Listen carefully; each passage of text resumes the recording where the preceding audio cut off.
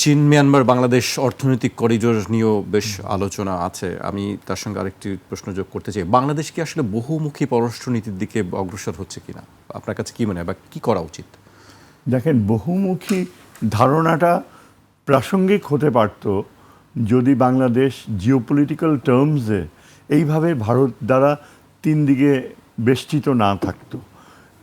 Multilateral policy is very sensible. Sure, আমরা মার্কিন যুক্তরাষ্ট্র সহ ইসলামিক গ্রুপের সাথে, তারপর এমনকি ভারতের সাথেও একটা স্বাভাবিক ওয়ার্কিং রিলেশনশিপ, এরকম একটা ধারণা তো থিওরিটিক্যালি ইজ আইডিয়াল।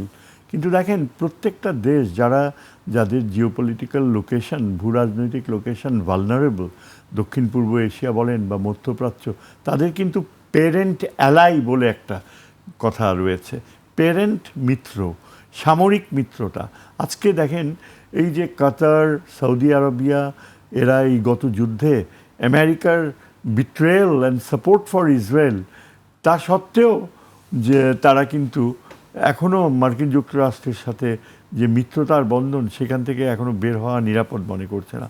অর্থাৎ আমাদের যে বাস্তবতা, এখানে আমরা যাই বলি যে ভারত আমাদেরকে বন্ধু রাষ্ট্র হিসেবে দেখুক, এটা জিওপলিটিক্সের বাধ্যবাধকতা। গত কয়েক বছরে ভারতের যে অভিজ্ঞতা হয়েছে, আরএসএস বেসড বিজেপি ক্ষমতায় আসার পর, তারা এখন absolutely committed to the idea to annex না, to turn Bangladesh into a subordinate state. এটা না হলে তারা মনে করে তাদের অস্তিত্ব, উত্তর পূর্ব ভারতের অস্তিত্ব বিঘ্নিত হচ্ছে। আমাদের এটা সার্টেন হতে হবে যে either we exist or India exists.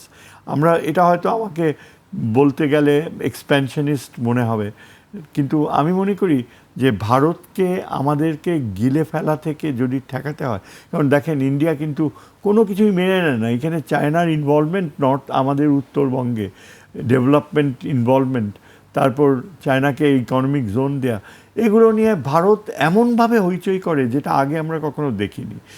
ওদের একদম মাইন্ডসেট হয়ে গেছে যে বাংলাদেশকে ফিরিয়ে আনতে হবে ইন্ডিয়ান ডমিনেশনে।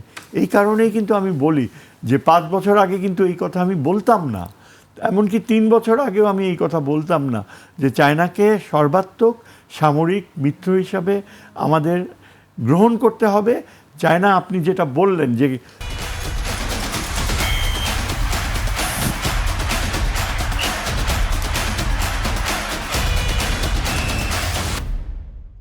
সবসময় বলতো যে Rohingya problem is a minor issue, এটা মায়ানমার প্রবলেম। আমাদের মেজর হচ্ছে মায়ানমারের মাধ্যমে চীনের সাথে সড়ক যোগাযোগ করা, ওটা আমাদের বিগার ন্যাশনাল ইন্টারেস্ট। এই রোহিঙ্গা প্রবলেম নিয়ে আমরা, ওটা মায়ানমারের প্রবলেম, ওটা সাময়িক প্রবলেম, তার জন্য কি আমরা মায়ানমার জুনটার সাথে সম্পর্ক খারাপ করব? সেটা হতেই পারে না। কেননা মায়ানমার জুনটার সাথে বন্ধুত্ব আমাদের প্রয়োজন চীনের সাথে সড়ক ডেভেলপ করার জন্য। এই কথাগুলো কিন্তু ফরেন অফিস থেকে বলা হতো। আমি নিজে অনেক সিনিয়র ফরেন সার্ভিস অফিসারদেরকে এই ভাষায় কথা বলতে দেখেছি। তারা যৌক্তিকভাবে প্রমাণ করতে চাইতো যে Myanmar is very important to us.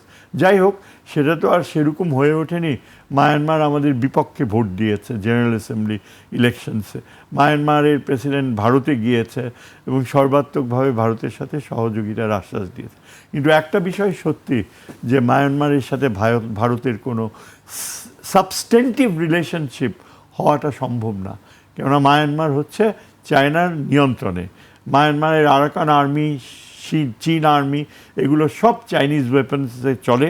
American influence সেখানে নাই, খুব বেশি নাই। চায়না এখানে যদি বলে যে বাংলাদেশ চায়নার সাথে করিডোর করা উচিত, আমরা যদি হাঁ হুঁ দেখব, পরীক্ষা করে দেখব, আমাদের কি লাভ হবে? ওই যে ভারতপন্থী জার্নালিস্ট যারা আছে, ভারতপন্থী মিডিয়া চ্যানেলগুলো, এখানে দেখবেন কোনো অভাব নাই, এক একজন বক্তা, এটা কি আমরা কি লাভবান ভাবতে পারি? ভুল। I think we should straight away, আমি কাল somehow I conveyed this message to the foreign minister also, যে we should not delay. ওইখানে যখন চাইনিজ প্রেসিডেন্ট প্রপোজ করলো, সাথে সাথে আমাদের বলা উচিত যে আমরা এটা ওয়েলকাম করি। আমরা মনে করি যে এখনই চায়না যদি ইনিশিয়েট করে, বাংলাদেশ সহযোগিতা করবে। আমাদের রেল লাইন রয়েছে কক্সবাজার পর্যন্ত, সেটা কি এমনি হয়েছে? সেখান থেকে ওই দিক দিয়ে ওই নাফ নদীর উপর দিয়ে ব্রিজ গড়া, তারপর ওইখান থেকে আরাকান মাউন্টেন্স হোক আর যাই হোক ওই পথে সোজা চীনের দিকে চলে যাবে। It's not difficult. আপনি দেখেন এই যে ওয়াখান করিডোর, যেটা পাকিস্তানের সাথে তাজিকিস্তান আর আফগানিস্তানকে সেপারেট করছে, একটা ন্যারো স্ট্রিপ অফ ল্যান্ড, যেটা আফগানিস্তানকে চায়নার সাথে একমাত্র যোগাযোগ। চীন অনেক ভয় পেত যে এই করিডোর যদি গড়া হয় তাহলে তো ইসলামিক ফ্যানেটিক্সরা ঢুকে পড়বে আফগানিস্তান থেকে, কিন্তু সেই ভয় তারা উতরে গিয়ে এখন আফগানিস্তানেরই চাপে উদ্যোগে চীন এখন সেই রাস্তাকে একটু সুন্দরভাবে গড়ছে যাতে চায়না আফগানিস্তানের থ্রুতে ইরানে প্রবেশ করতে পারে। That will be the shortcut route, Iran থেকে বন্দর আব্বাসে যেতে পারে। কতখানি এগুলো চিন্তাই করতো না কেউ। এগুলো কিন্তু জিও পলিটিক্সের ফিউচারিস্টিক ড্রিমস। সেরকম আমাদের এই যে মায়ানমারের সাথে যে প্রপোজাল চাইনিজ প্রেসিডেন্ট দিয়েছে, আমি তো বলবো যে আমরা অনেক ফরচুনেট।